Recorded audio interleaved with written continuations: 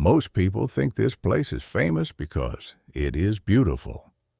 But Yosemite, high in California's Sierra Nevada mountains, was already shaping time itself long before anyone learned how to admire it. Water was falling here before paths existed, before stories were told, before names settled onto stone. Yosemite Falls does not hurry. It repeats, endlessly, patiently, carving memory into granite, reminding the valley that time does not disappear. It moves.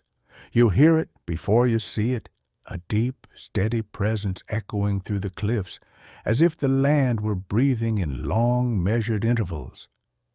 And when the water finally appears, stretching and breaking into mist, it feels less like motion and more like persistence, a force that never needed permission to continue. Closer to the ground, the world shifts scale.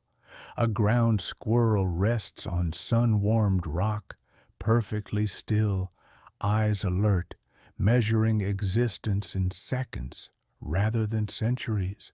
Every sound matters here, every pause carries meaning, while above it all the cliffs remain unmoved, watching quietly as countless small lives unfold beneath them. From the branches, a flash of blue cuts through the muted tones of stone and soil. A Stella's jay tilts its crested head, curious, intelligent, playful in a place that otherwise feels ancient and serious. Even here, among immense silence, there is room for personality, for lightness, for brief moments of mischief. Higher up, where the forest thins and the seasons speak more clearly, a ground-dwelling bird blends into earth and shadow, shaped by cold, by snow, by long months of restraint. It survives not by resisting change, but by becoming part of it, by listening closely enough to know when to remain unseen.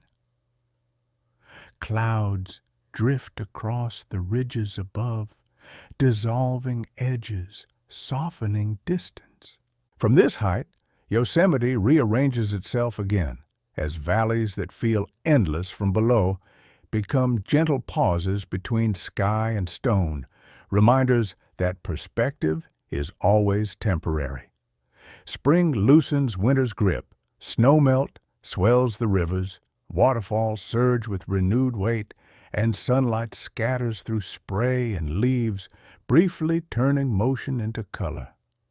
Summer lingers longer than expected, warming the granite until it glows quietly at dusk.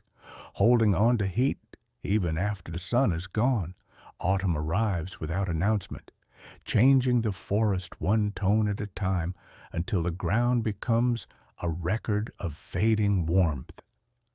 Winter follows with certainty, smoothing the valley into stillness, asking life not to stop, but to wait. At the edge of a clearing, a coyote stands, watching. Lean, silent, perfectly at home in the in-between hours. It belongs to neither day nor night, moving with the land, disappearing as easily as it arrived. Nearby, two birds lean toward one another, sharing warmth, exchanging the something quiet and familiar. Even here, among cliffs and long winters, tenderness persists, not loudly, not endlessly, but just enough to remind the valley that survival is not only about endurance, but about connection. As the sun lowers, light slides across the stone, revealing colors that exist only for moments, gold softening into amber, amber fading into blue, shadows stretching and retreating as if the day itself were breathing. Then come the giants. In Mariposa Grove, the sequoias stand beyond urgency, holding centuries in their rings, watching climates shift and lives pass beneath their branches. They do not announce their age. They simply remain, teaching patience without words. Here, permanence does not mean stillness. Even the oldest trees sway, adjust, and respond, rooted deeply while continuing to listen to the world around them. As evening settles once more, the falls continue their descent, animals retreat into shadow, and the last light slips behind the peaks.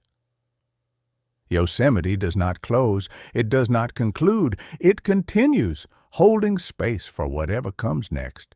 And perhaps that is why it stays with us. Not because it is vast or untouched, but because it reminds us that life moves in cycles, that gentleness survives alongside power, and that the world does not need our attention in order to endure. The water keeps falling, the stone keeps waiting. And somewhere in between, life carries on, quietly, beautifully, exactly as it always has.